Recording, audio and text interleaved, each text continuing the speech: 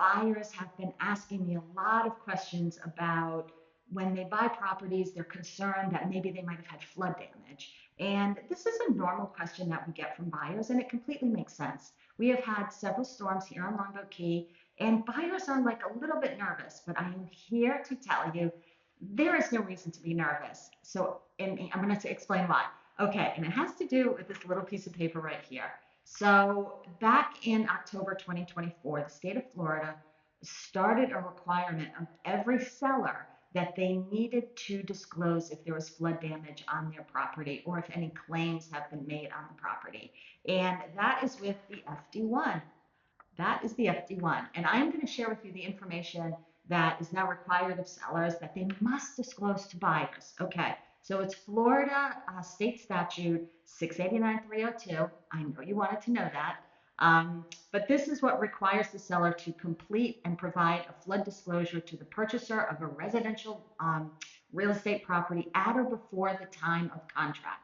So that means it's really something that you should ask your real estate agent for in advance of even signing the contract, because the information disclosed on this flood disclosure is super important to know. Okay, first of all, it's going to have the seller's name and it's going to have the property address.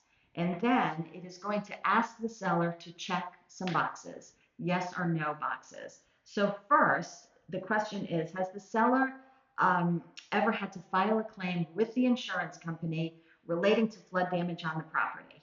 And if they have filed a claim with the National Flood Insurance Program. So that's going to give you a lot of information. And the seller has to check yes or no.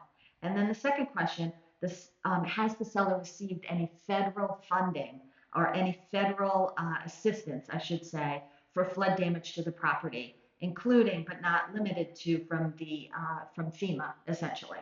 Okay, and then number three, for the purposes of this disclosure, they actually define what flooding is. And I think you'll find that this is interesting. I know I think it's interesting. All right, so I'm going to read it to you so that you get it exactly. So for the term flooding means general or temporary condition of partial or complete inundation of the property caused by any of the following.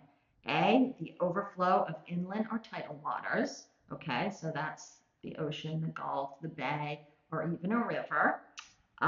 B, the unusual and rapid accumulation of runoff or surface waters from any established water source, such as a river, a stream, or a drainage ditch. Now that's important because a lot of these planned communities definitely have drainage ditches or very large bodies of water that are set up for drainage.